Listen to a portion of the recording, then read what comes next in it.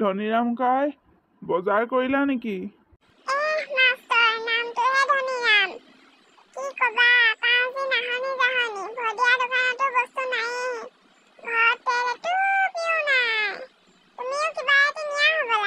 মই তোমাক দেখিয়ে মাত এষাৰ দি যাওঁ বুলি ৰলো। তোমাক লগেই পোৱা নাই নহয় বহুদিন। তোমালোকৰ এই ল'ৰাটো স্কুললৈ নহা হ'ল বুজিছা। এই থুলুকাৰ কথা কৈছো।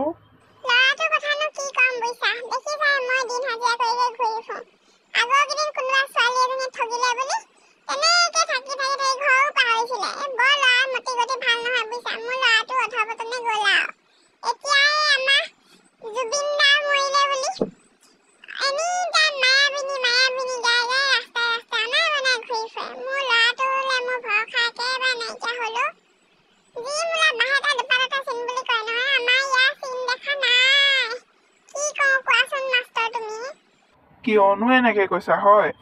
এইটো বয়সহে সিহঁতৰ। মোৰ ওচৰলৈ পঠিয়াই দিবাচোন এদিন।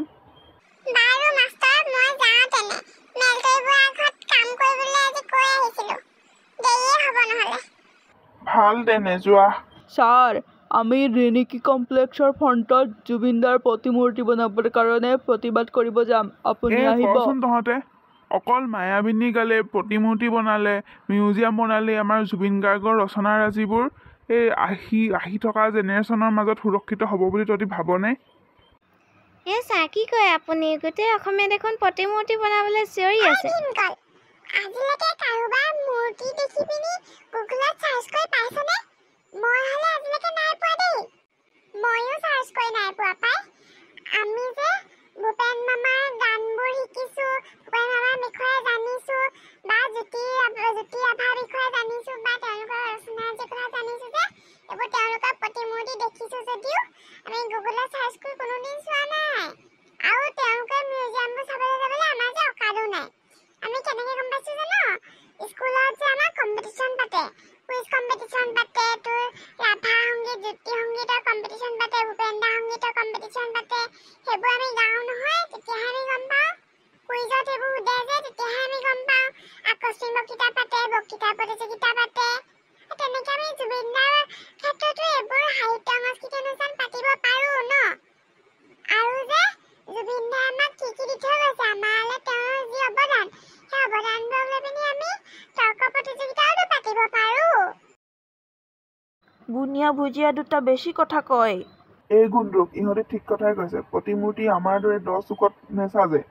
প্ৰতিমূৰ্তি লাগে আমাক বিদেশীবোৰে জানিবৰ কাৰণে, যাতে তেওঁলোকৰ চকুত পৰিলে গম পায়, সুধিবলৈ বাধ্য হয় যে এইজন কোন জুবিন গাৰ্গ, কোন আছিল। আমাৰ ইয়াত সৰু সৰু ল'ৰা ছোৱালীবোৰে জানিবৰ কাৰণে সাহিত্য সংস্কৃতিৰ প্ৰতিযোগিতাবোৰে যথেষ্ট। ইয়ে সকলোতকৈ ভাল উপায়। চৰকাৰে এতিয়া তদন্ত কৰাৰ সময়, তেওঁলোকক দিগদাৰ দিয়া ভাল কথা নহয়। যদি চৰকাৰৰ ওচৰত প্ৰতিবাদ কৰিবলৈ হয়, এখন ফুটবল খেলপথাৰৰ কাৰণে প্ৰতিবাদ কৰ। ঐ চিকা, তইতো বৰ ধুনীয়া খেল। জুবিন দাই ফুটবল খেল কিমান ভাল পাইছিল, কিন্তু আমাৰ ইয়াত অসমত ফুটবল খেলপথাৰ কিমান আছে? তহঁতি সময়ত চৰকাৰক প্ৰতিবাদ কৰিবি যে জুবিন দাৰ নামত এখন ফুটবল খেলপথাৰ লাগে আমাৰ 10 চুকত। বহুত ভাল ভাল ফুটবল খেলুৱৈ আছে। বুজি পাইছ কথাবোৰ? বৰ ভাল কথা কলাহে ভদ্ৰবাস্তৰ। ল'ৰাবোৰে বুজি পালে ভালেই। আজিকালি যিহে অধপতনে গৈছে। এটা ধনী আমাৰ ল'ৰা, তোমাৰ সৰু ছোৱালীজনী, বেয়া নাপাবা অৱশ্যে কোৱাৰ কাৰণে দেই কথাবোৰ। মই চাৰিআলিৰ চুকটোতে বহি থাকো, কথাবোৰ জানোতো, ক'ত কি চলি থাকে। ভদিয়া কাই, মোৰ ছোৱালী দুজনী জানো আপোনাৰ ছোৱালীৰ দৰে নহয়? কিবা বেয়া দেখিলে কব, তেহে তেওঁলোকৰ ওপৰত চকু ৰাখিব পাৰিম। গোটেই ল'ৰা ছোৱালী মুখা আপোনাৰ দোকানৰ ওচৰতে থাকে, বহি থাকে, সন্ধিয়া অকমান কথা পাতে, দোকানৰ মুখেদি অহা যোৱা কৰি থাকে। কোন ক'ত কি কৰিছে আপুনিহে জানিব। আপুনি আমাক কথাটো কোৱাটো আপোনাৰ দায়িত্ব বুলিয়ে ভাবো।